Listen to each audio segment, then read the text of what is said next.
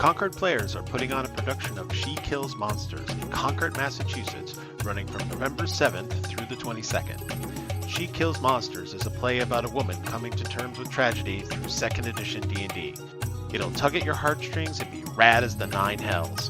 For more information and to purchase tickets, check out their website at concordplayers.org.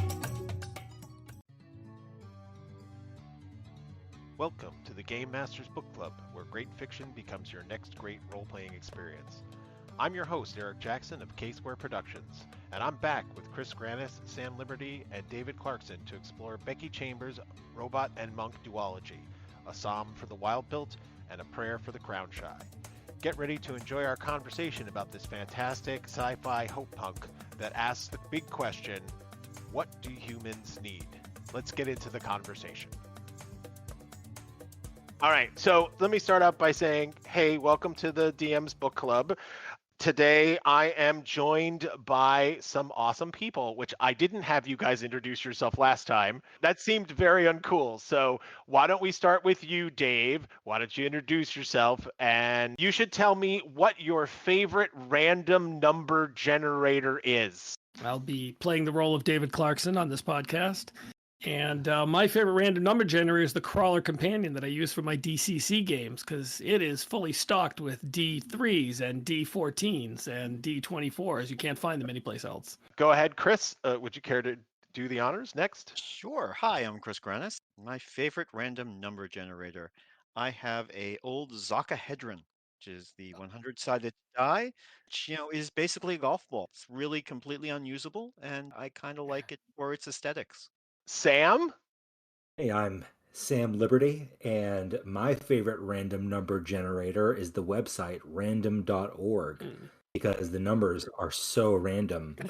And you can generate really anything. List of imagers, you can do a raffle with it. You can get pretty in-depth with the random numbers on random.org. There we go. And I'm Eric Jackson, and my favorite random number generator is unfortunately just my brain. You guys have already taken all the good ones. So it is very random, Eric. It is. My brain is very random. But what is not random is the book that Chris picked out for us this month, which is a psalm for the wild-built and its sequel, A Prayer for the Crown-shy, written by Becky Chambers, published in 2021 and 2022 respectively by Tor Books. A Psalm for the Wild-Built and A Prayer for the Crown-shy takes place on an Earth-like world where robots have gained self-awareness and laid down their tools and went into the wilderness. Without the robots, humans go sustainable with farms and small communities, solarpunk. Several hundred years passed, and a newly minted wandering tea-monk named Dex encounters Mosscap, a robot sent from the other robots to answer the question, what do people need? What follows is a combination of excellent solarpunk world building and deep meditations on what it is to be human. So, based on that summary, what would you gentlemen like to add about the story? I would like to just start off with one of the reasons that I brought it in or recommended it, other than this is the book that my wife and I have recommended to everyone because it's probably a pair of the most beautiful books I've read for the writing style. The economy of words that this has is incredible. The world building with just the first couple of pages just brings you in and keeps you going. And that's the kind of world building that I'd like to see and try to get into my games. Everything isn't described in there, but you can see everything in your mind. And that's what I'm hoping to get out of that. That's what I'm hoping to be able to express in these few short times we have while we're gaming. I agree with you, Chris. And actually, I liked your choice of it because it came at a good time where hope was needed. It was a very uplifting and very positive looking sci-fi when a lot of it is pretty dark. Sometimes the world is dark. I think we can all say around this time we record it might be a little dark, and it is definitely good to have some hopeful future in front of us. The hope punk or solar punk is generally defined as the opposite of grimdark, the holy avenger to the obsidian blade of death. In dark times, you need lights to look to. If y'all don't mind, I want to be the lone sour note here. Of course. Because I wasn't in love with these books, although everything that you all just said about it is true, right? I don't disagree with anything that you said. The world building in the first couple pages like really captivated and set us up to understand what will come after. Economical writing, good writing, very hopeful. It was an affirmative view of the future. What I didn't care for about it was that for such a short book, the interest wasn't there. Like the hooks aren't there. The last chapter of each book had some meat in it that was a slow build to get to, but for me, the lack of any real conflict or any problem outside of light angst was the opposite of a selling point. It kept me from really engaging with the books. I kind of found the characters, what's the word? I would say that they are maybe not grating, but too good to be true. Yeah, it's hard to spend time with them because they are at once have no real problems and yet don't respond very well to questioning or interrogation. They're not great company for me, although they seem to be good company for each other and don't mind their foibles. But it would be really grating for me to spend time with them and have everything I say thrown back at me like, you idiot, why would you think that? I don't disagree with your take on it, and certainly I was emphasizing the hope, but absolutely I did not come away with enough for me to feel like I had something to contribute to this conversation for the purpose we have set this up, particularly as a user game, which would be the subject we'll delve Which is into. the next thing we're going to talk about, because I think that the next part of this, I have some guesses as to where this will go, but I think this book is non-epic. This is not a traditional setup. It is a cozy book that covers very small events that have deep philosophical meaning. And one of the questions that I wanted to ask you, gentlemen, and the answer can be no, is there a way to simulate this kind of cozy gaming if that was something that you wanted to do? If you wanted to bring that idea of a low stakes game, is there a system that works for that? 100%. Yeah. A game that I actually played with my students earlier this week called Cozy Town, I think would be ideal for this. And you might not have to hack it at all. I think you could use it as written. The game does suggest that you not use human characters and use like little foxes or whatever.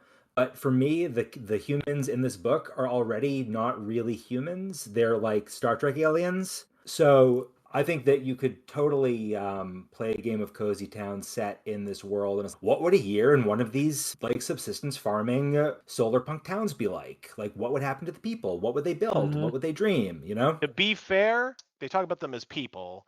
And I think they say the word human a couple of times, but I think that might just be a convention because this doesn't actually take place on Earth. It takes place on Panga, which is a moon that's circling a gas giant. So we don't actually have a post-industrial Earth. We have a post-industrial society of human-like beings, perhaps. There's no mention of a spacefaring past and any kind of colonization or any sort of terraforming. That's true. The existence of robots makes me think of spaceships, but you're right. There's no evidence of spaceships or any sort of space culture. Well, generally, I think something that the people in this book do is like gloss over their real past. Yeah. Which I don't know if that's an intentional part of the world building, but they seem to have a very airy, gauzy view of their own past where like the end of the factory age and the transition to what they are now, if you think about it for more than 2 seconds, had to be a humanitarian crisis that would make the Black Plague look like a birthday party, right? Yeah. Like billions of people must have died to make room for this cozy world. Yeah.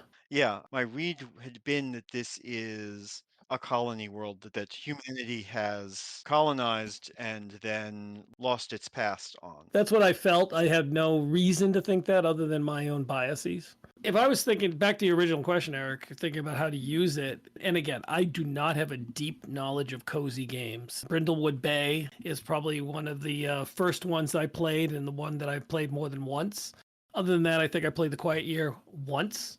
And that comes to mind. Also, Lasers and Feelings, mostly because of the internal conflict, the humanity versus robots, robots having more human feelings sometimes than humans in some of the portrayals. So I could see one of those simple mini games using the mechanics to portray you struggling with your human feelings versus trying to get something done, trying to be more industrial, something like that. And that's where Lasers and Feelings comes to mind.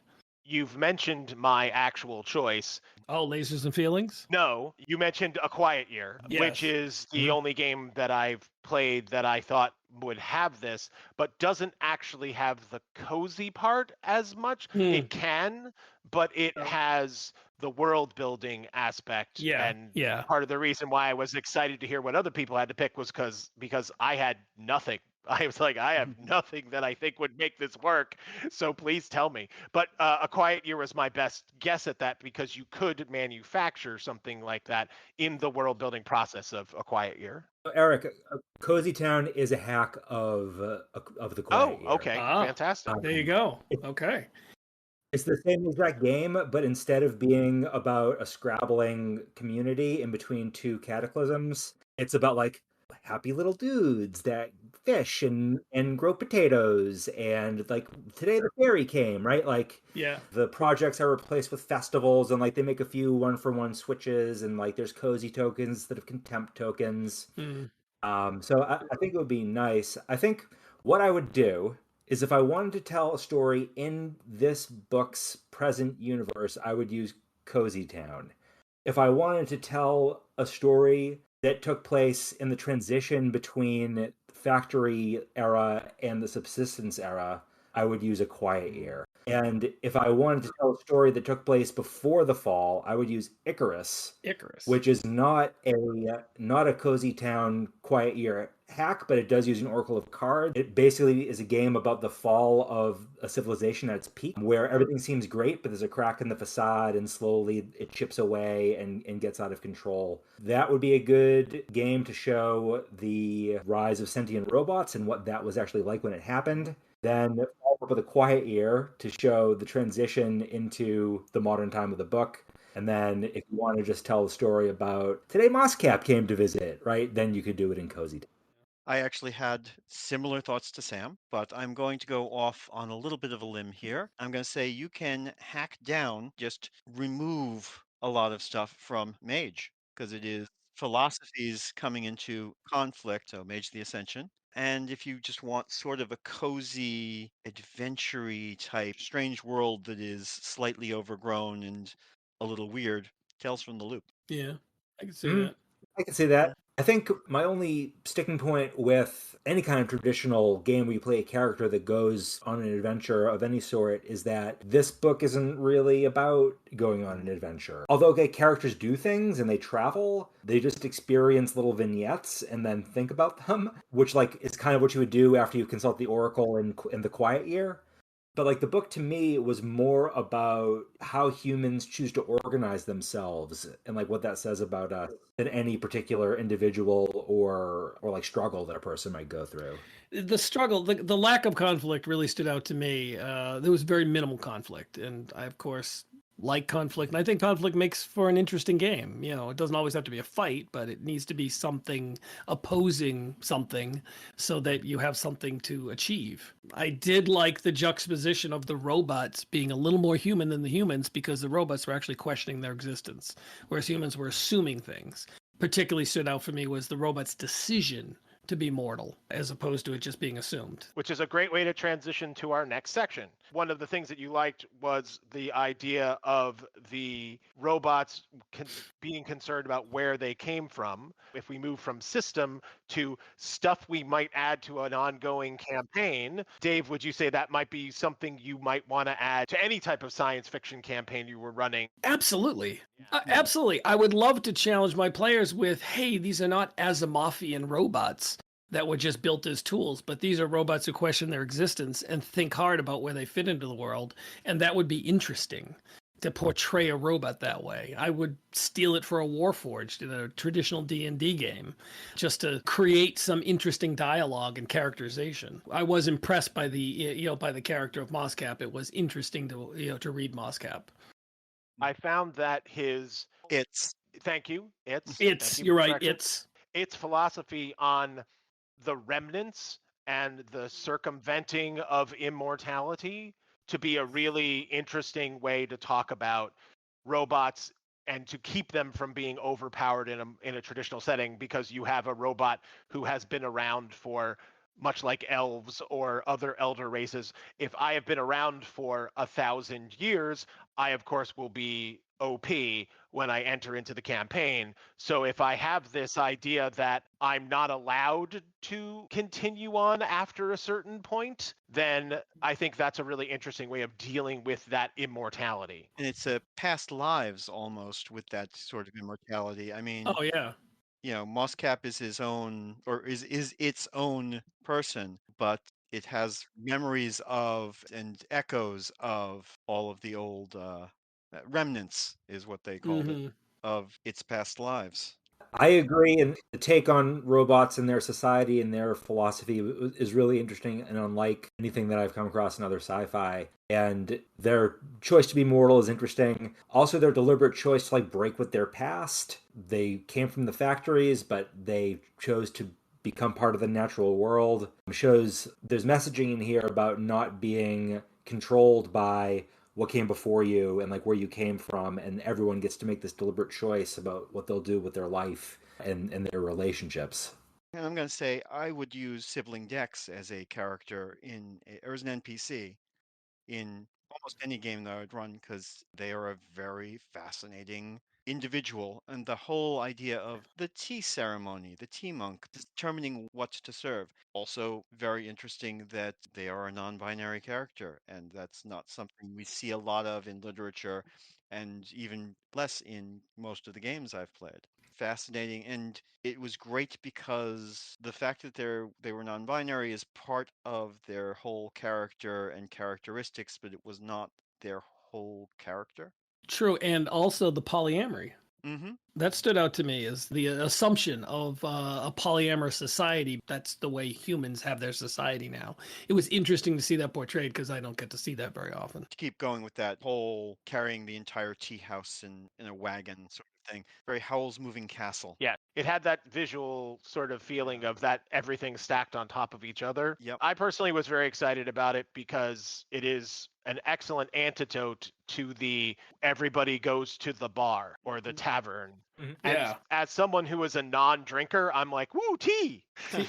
It could also answer the problem that I often had going back to my old vampire games, where everybody would go to the same bar, and I'd have to require all the bad guys to decide to go to the club to go harass the players. Whereas this could be a mobile base of operations that could travel around and get into whatever situation needs to be portrayed. Sam, did you have anything you felt would be easily cannibalized and put into other games that you run? So I like that the part of the world building was creating a religion.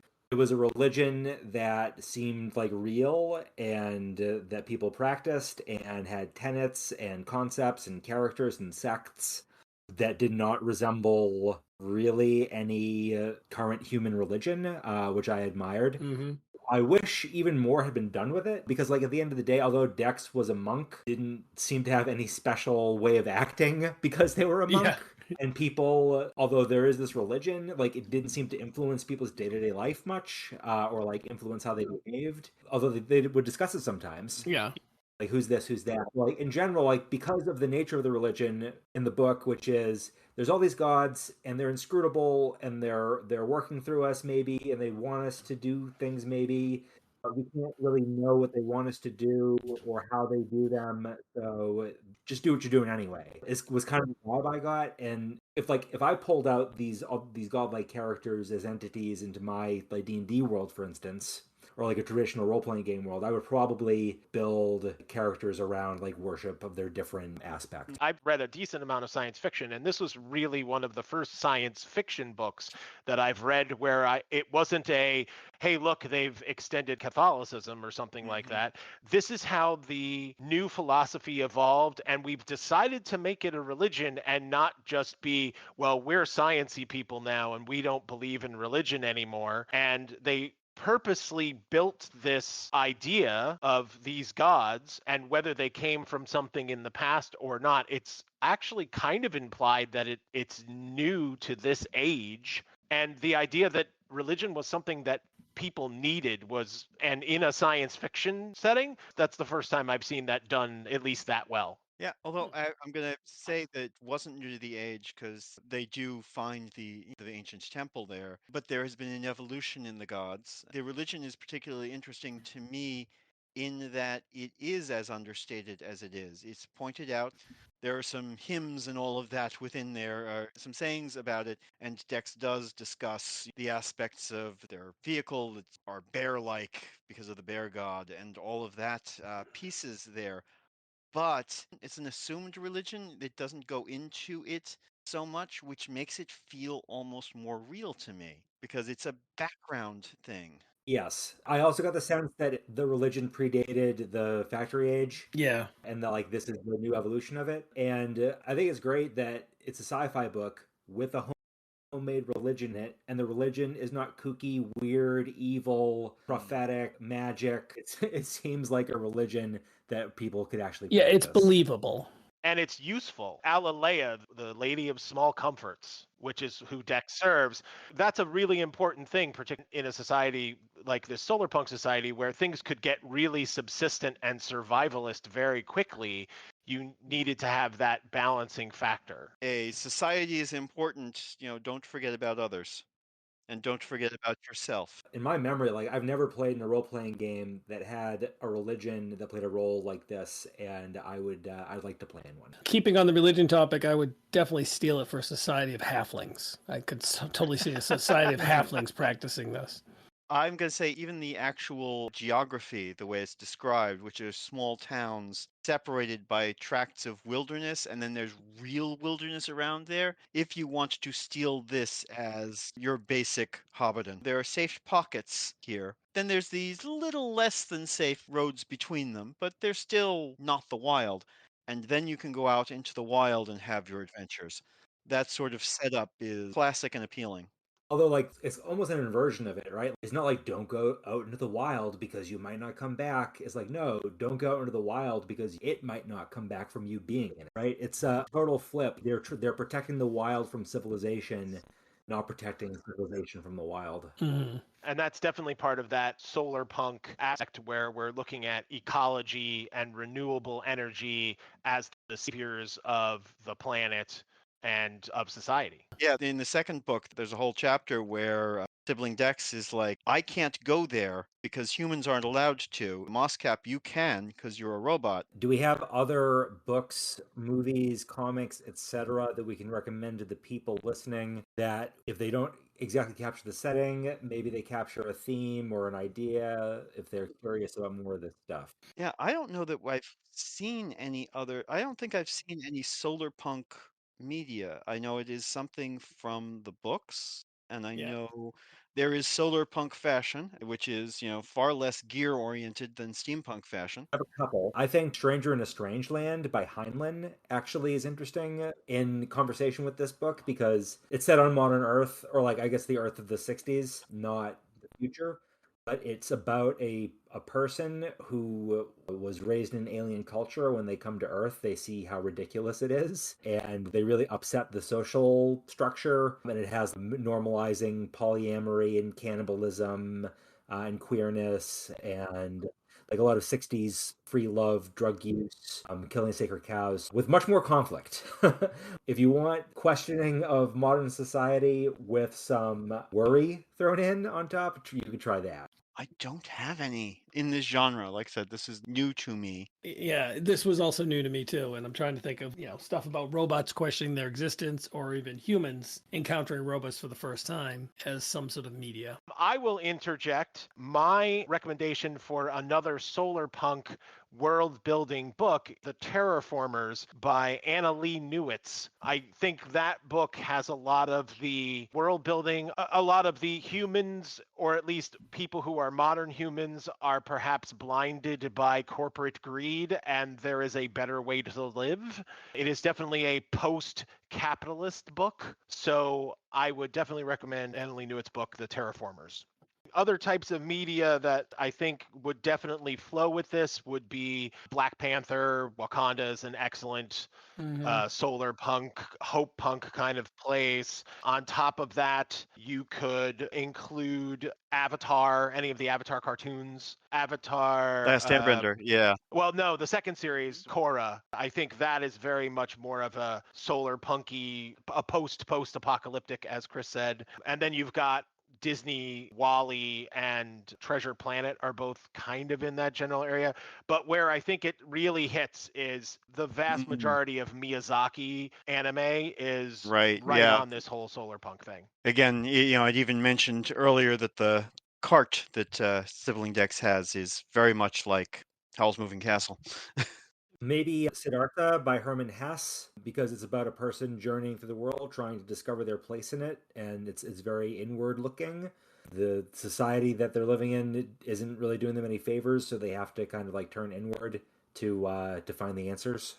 Does anyone else have recommendations? We could also, in that genre, we can go with Carlos Castaneda, Don Juan books. And that's our discussion of A Psalm for the Wild Built and A Prayer for the Crown Shy by Becky Chambers. You've been listening to the Game Masters Book Club, the place where great fiction becomes your next great role-playing experience. The Game Masters Book Club is brought to you by me, Eric Jackson, and K-Square Productions. Special thanks to John Corbett for the podcast artwork and Otis Galloway for our theme music. You can find the podcast at k-squareproductions.com/GMBC. That's GMBC for Game Masters Book Club. See you for our next podcast, where we'll be discussing the Bartimaeus trilogy by Jonathan Stroud. And to paraphrase the great Terry Pratchett, always try to be the place where the falling angel meets the rising ape.